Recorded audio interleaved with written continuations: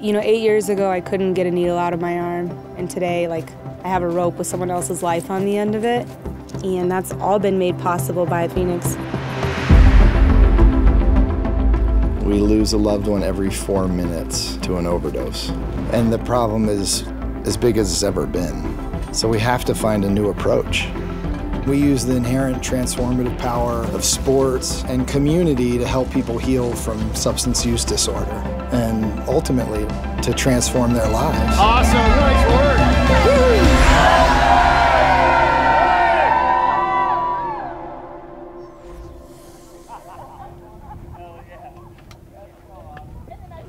For me, drinking and drugging was how I tried to address self-esteem wounds from when I was a little kid. I was dealing with a lot of depression. The last night I used, I realized like how my life was going to end if I kept on with my addiction. I was on a bender and I just couldn't imagine somebody having to tell my mom that that's how I died. And that was the last night I used. For me, getting into the boxing gym was really transformational because the coaches believed in me even if I didn't yet believe in myself. Once I started to hold that belief, that helped me start to heal from my addiction. That was like the foundation of what later would become Phoenix.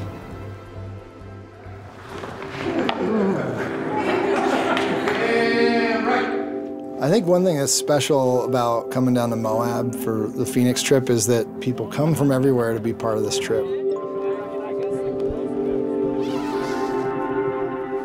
For me, pills turned into heroin, and it was just a really slippery slope from there. My first Phoenix event was at the rock climbing gym. I met Todd and Kaylee that night. To be able to relate to somebody and know that they've been through some of the same things that you have kind of makes you have a connection to that person.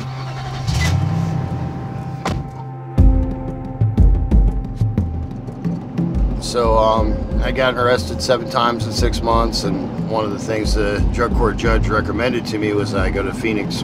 Nobody there was ashamed of the fact that they were in recovery. Yeah, that kind of started to change my perception of it all right there. I think at the height of my addiction, I did heroin every day, all day. All my muscles had atrophied and my kidneys were failing. During my drinking and using, relationships with others were never healthy. But Phoenix has shown me that we get close to people through sharing our struggle. David is the epitome of what recovery can look like. When I first met him, he was living in a shelter and had nothing. Have fun? Let's do it. All right, climbing. Climb on. You know, Phoenix doesn't give people strength, it helps them tap into their intrinsic strength. There you go, nice. It's really not about who we were in our addiction. It's about who we are in our recovery. Nice. Yeah! There it is. Look at that. Awesome. What did you think, 6 months ago you were gonna be doing this? I know. This is, it's awesome. A little scraped up, but One thing I think that's special about the Phoenix when people come here is that together you're kind of looking out at the greater adversity of the rock climb or the hike, and in that struggle you build a bond. Very good. And in those bonds you find the support you need to stay sober.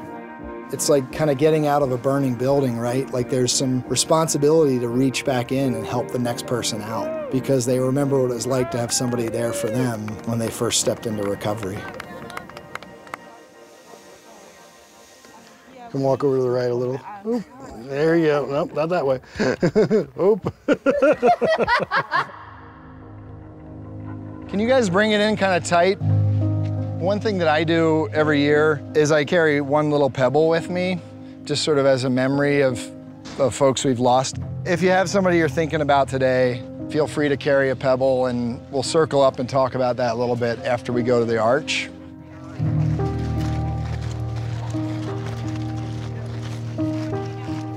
This whole trip really is kind of a gratitude trip for these lives we get in recovery. And I know a bunch of you guys picked up a little pebble on the way up here. And I always like to do that just to hold in my heart, you know, those people that we lost. My mom passed this year from Alzheimer's.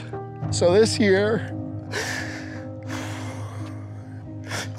this one's from my mom. This little, like, sweet woman who, like, stuck with me through my addiction. She loves Phoenix. Like, she loved all you guys.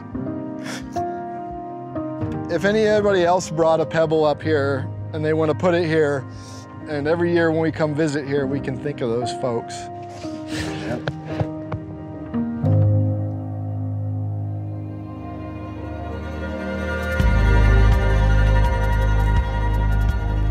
Todd and I? We're married. A lot of our relationships started right here in Moab. Yeah. Phoenix has played a big role in that.